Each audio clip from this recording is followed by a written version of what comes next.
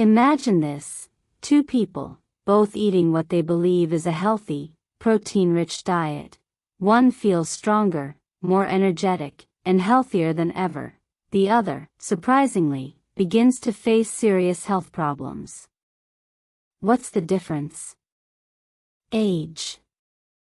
Not lifestyle, not genetics, not even the type of food on their plates, but simply how many birthdays they've celebrated. This isn't science fiction or a wellness fad. It's the revelation of a major scientific study that turned conventional nutrition advice on its head, showing that the same dietary habit can be life-giving for one group and potentially dangerous for another. And it all hinges on something most of us never think twice about: how much protein we eat, and when. For decades, protein has been hailed as the cornerstone of a strong, lean, and healthy body. From gym-goers chugging shakes to busy parents grabbing high-protein bars, the message has been clear: more protein equals better health. Diets built around eggs, chicken, tofu, and legumes have been promoted across age groups as universally beneficial. But emerging research tells a far more complex story, one where timing is everything. The body's relationship with protein doesn't stay static over a lifetime. Instead, it shifts dramatically as we move from midlife into our later years, flipping the script on what healthy eating really means.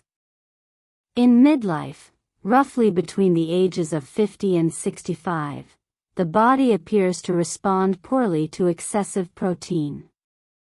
Think of this phase as a biological crossroads. Cellular repair mechanisms are still active, but they begin to falter under certain stresses. One of those stresses, surprisingly, comes from too much protein. When protein intake is high during this window, the body ramps up a growth-promoting pathway linked to aging and disease. This system, essential in youth for building muscle and healing wounds, becomes a liability later on.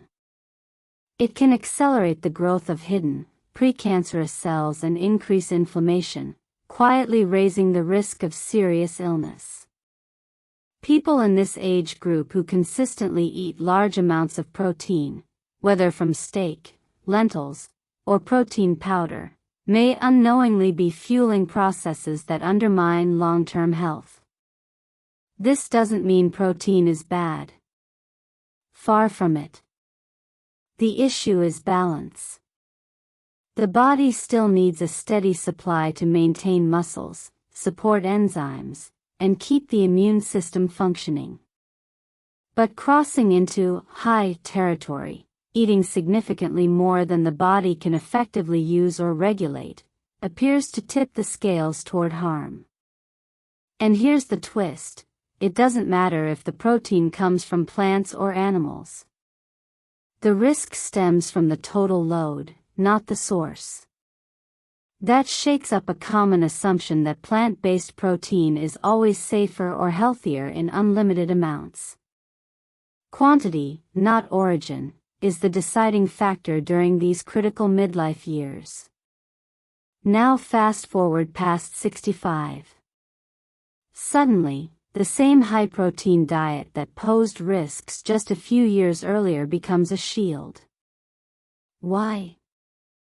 Because aging brings a silent thief: the gradual loss of muscle mass.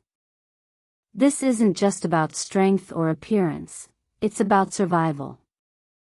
Muscle is metabolically active tissue that helps regulate blood sugar, supports immune function, and provides a reserve during illness. Without enough protein, older bodies struggle to rebuild what's naturally breaking down. The result? Frailty, slower recovery from infections, longer hospital stays, and a higher risk of falls and complications. In this later stage, the body becomes less efficient at using dietary protein. It's as if the digestive system and muscles speak different languages. The signals get weaker, and more raw material is needed to get the same response. So while a younger person might thrive on a modest portion of chicken or beans, an older adult may need significantly more to trigger the same muscle-building effect. This is why higher protein intake in older age correlates with better outcomes, stronger immunity, preserved independence, and lower mortality. The same biological pathway that was problematic in midlife now works in favor of resilience, helping the body maintain function in the face of decline. This duality reveals a profound truth about human biology. Our nutritional needs are not fixed. They evolve with our physiology, shaped by decades of cellular wear and tear, hormonal shifts, and changing metabolic priorities. Yet public health messages have largely ignored this nuance. For years, dietary guidelines offered a single protein recommendation for all adults, as if a 25-year-old athlete and an 80-year-old retiree had identical requirements. That oversimplification may have done more harm than good, especially for those in the vulnerable midlife window who followed trendy high-protein regimens without understanding the hidden trade-offs. The implications ripple far beyond individual choices. They challenge how we design food policies, label products, and even structure meals in senior living facilities or hospitals. A retirement community serving low-protein meals in the name of heart health might unintentionally accelerate muscle loss in its residents. Meanwhile, a middle-aged person loading up on protein bars to stay fit could be increasing long-term health risks without ever knowing it. The solution isn't to fear protein, it's to respect its power and understand its changing role across the lifespan. So what does this mean for everyday eating? For those in midlife, the goal isn't to cut protein drastically but to avoid excess. A balanced plate with moderate portions of protein, paired with plenty of vegetables, whole grains, and healthy fats, is likely the sweet spot. There's no need to count grams or obsess over every meal, but awareness matters. Choosing whole foods over processed protein isolates, listening to hunger cues, and focusing on overall dietary patterns rather than isolated nutrients can naturally keep intake in a safe range. For older adults, the message flips: prioritize protein at every meal. Instead of saving the biggest portion for dinner, spread intake evenly across breakfast, lunch, and dinner. A morning meal with eggs or Greek yogurt, a lunch with beans or fish, and a dinner with lean meat or tofu can provide the steady stream of amino acids the aging body needs. This approach doesn't require supplements or drastic changes, just a shift in emphasis. And for those with reduced appetite or chewing difficulties, creative solutions like smoothies with nut butter or lentil soups can deliver dense nutrition in manageable forms. Underlying all of this is a deeper shift in how we think about food and health. We've long treated diet as a static set of rules: eat this, avoid that, follow the same plan forever. But the body is not a machine with fixed settings. It's a dynamic, adaptive system that changes with time. The most effective nutrition strategies are those that evolve alongside us, honoring the unique demands of each life stage. This isn't about perfection or rigid rules.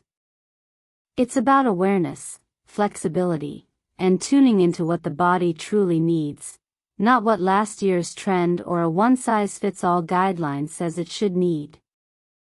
As science continues to uncover the intricate dance between food and aging, one thing becomes clear: the future of healthy eating is personalized, not prescriptive.